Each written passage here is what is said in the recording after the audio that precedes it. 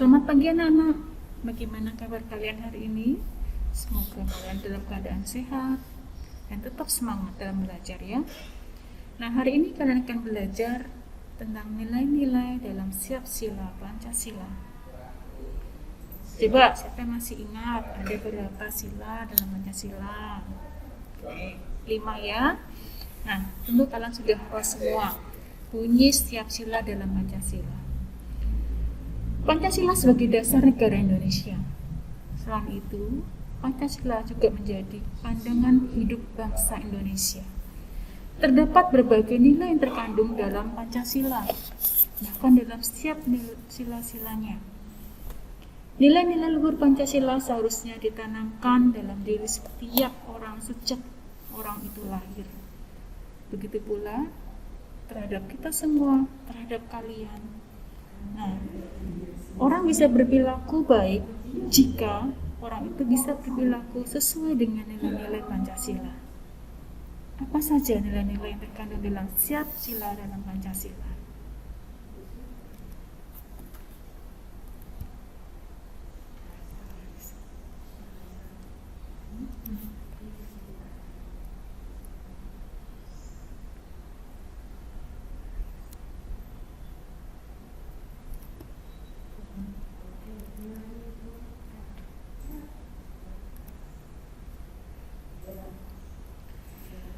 Nilai-nilai yang terkandung dalam setiap sila Pancasila merupakan hal pokok yang harus dijalankan oleh setiap warga negara Indonesia, dan itu tidak bisa dipungkiri.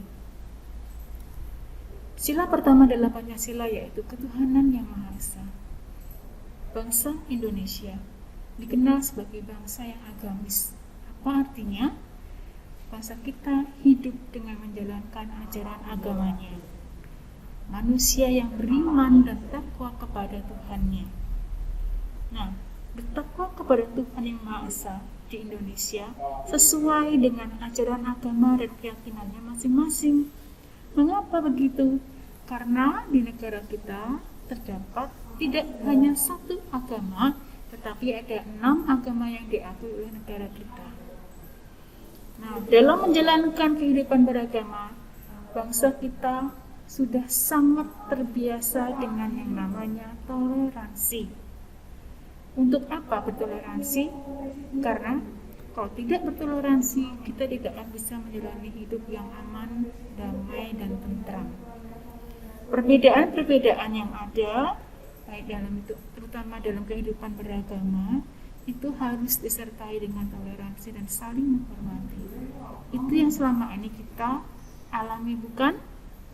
Nah, saling menghormati antar umat beragama tidak boleh diabaikan. Kalian dalam satu kelas saja tidak hanya satu agama kan? Kalian punya teman yang beragama Islam, Kristen, Katolik, bahkan ada yang beragama Hindu.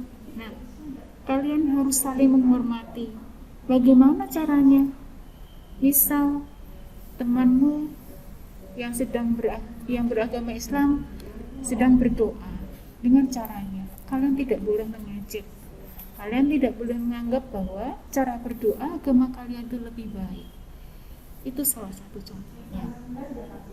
Menghormati dan menghargai kebebasan orang lain dalam beribadah sesuai dengan ajaran agamanya. Nah, itu tadi contohnya. Kalian tidak boleh mengejek orang beribadah dengan agamanya. Misalkan temanmu ada yang berdoa dengan cara tangan di atas kepala, kalian tidak boleh mengejek. Itu contoh untuk menghargai. Tidak memaksakan satu agama dan kepercayaan pada orang lain. Kalian tidak boleh memaksakan agama kalian untuk dianut oleh temanmu yang beragama lain. Misal kamu beragama Islam, kamu tidak boleh memaksakan temanmu yang beragama lain untuk menjalankan sesuai agamamu atau menjadi orang yang beragama Islam. Tidak bisa seperti itu. Kemudian menjaga kebersihan diri dan lingkungan itu sebagai satu bentuk rasa syukur, ungkapan syukur kepada Tuhan. Itu sebagai bukti kamu melaksanakan ajaran agamamu dan bukti sebagai manusia yang beriman kepada Tuhan. Sila kedua dalam Pancasila yaitu kemanusiaan yang adil dan beradab. Bangsa kita selalu menjunjung tinggi tentang persamaan derajat, hak, dan kewajiban, sehingga bangsa Indonesia mampu memelihara kebersamaan. Nilai-nilai yang terkandung dalam sila kedua Pancasila sangatlah penting kalian terapkan dalam kehidupan sehari-hari, karena ini menyangkut tentang kehidupan kalian berteman, bersaudara, berbangsa, dan bernegara. Mengakui persamaan derajat, hak, dan kewajiban di antara sama manusia. Kalian tidak boleh memaksa dan kewajiban kau berikan kepada orang lain, tidak bisa. Kamu juga tidak bisa mengambil hak orang lain yang bukan jadi hakmu. Tidak membeda-bedakan dalam berteman. Itu salah satu contoh nyata yang harus kalian lakukan ketika kalian bertemu, bermain, belajar bersama teman-teman kalian. Bersikap tenggang rasa. Apakah tenggang rasa itu? Tenggang rasa itu ya saling menghargai dan toleransi. Menjunjung tinggi nilai-nilai kemanusiaan. Memanusiawikan manusia. Kalian bisa mencontohkan dalam kehidupan sehari-hari. Contoh, ketika ada pengemis yang datang ke rumahmu, kamu memandang sebagai orang yang dekil. Kalau kamu bentak-bentak, mengusirnya, itu namanya tidak memanusiawikan manusia. Itu contohnya. Tidak bersikap sewenang-wenang pada orang lain, sama seperti tadi. Jangan pernah wenang-wenang terhadap teman yang kamu pandang bodoh atau miskin, itu namanya sikap sewenang-wenang. Berikutnya adalah sila ketiga dalam Pancasila, yaitu Persatuan Indonesia. Bangsa Indonesia sudah terbiasa dengan kehidupan menjaga persatuan dan kesatuan. Kalian tahu kan, bangsa Indonesia ini bangsa yang pluralisme.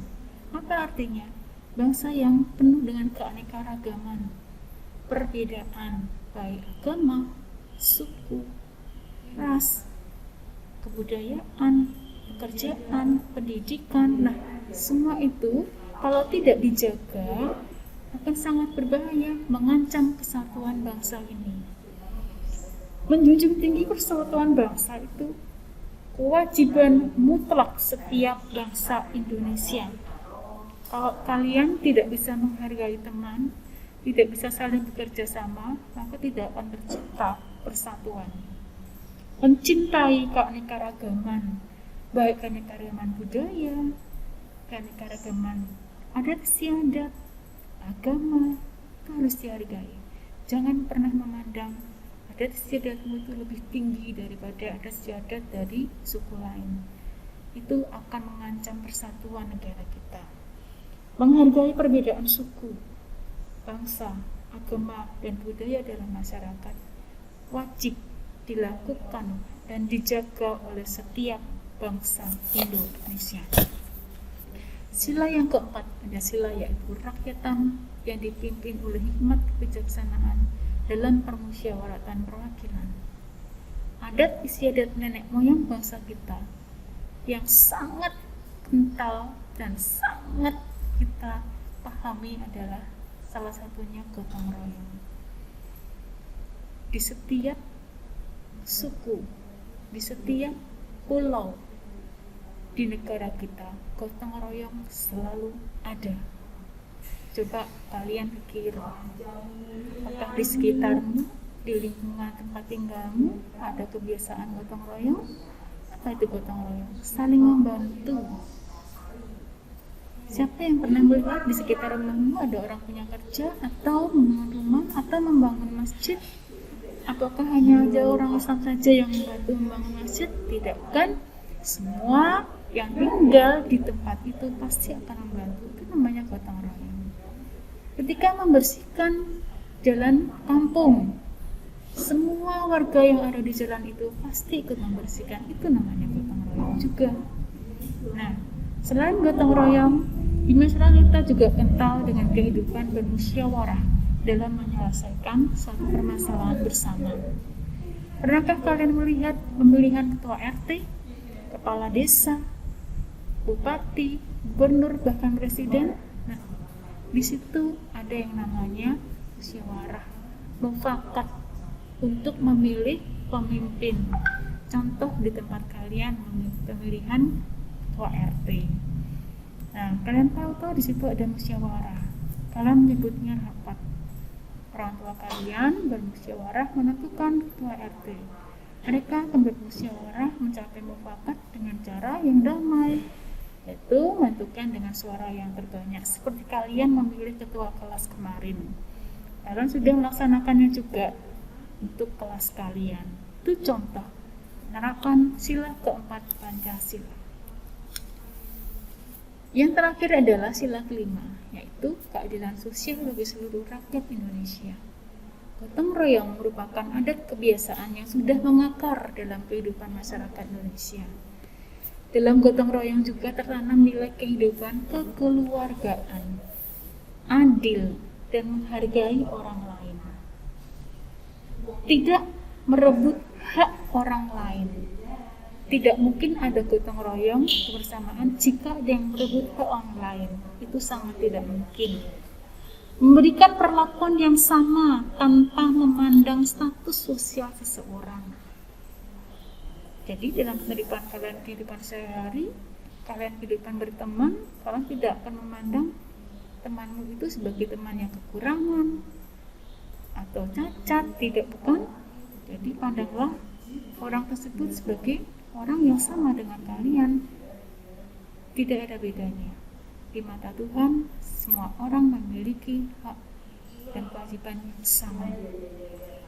Selalu bersikap adil kepada semua orang, tidak hanya kepada teman, kepada orang tua, bahkan saudara di rumah. Kalian harus bersikap adil.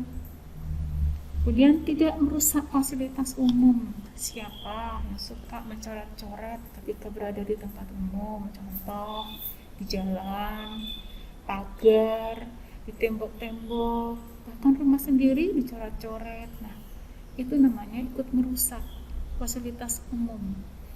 Itu adalah contoh dari sikap yang tidak sesuai dengan sila kelima Pancasila. Nah, sekarang kalian amati di bawah ini ada simbol-simbol sila dalam Pancasila, yaitu bintang, pantai, pohon beringin, kepala banteng, dan padi kapas. Sekarang tugasmu adalah nilai-nilai apa saja yang terkandung dalam simbol sila yang sudah kalian amati. Tulislah jawabannya di buku tulis, kemudian difoto dan dikirim ke WA guru kelasmu atau Bu Yuli. Selamat belajar. Terima kasih. Tuhan memberkati.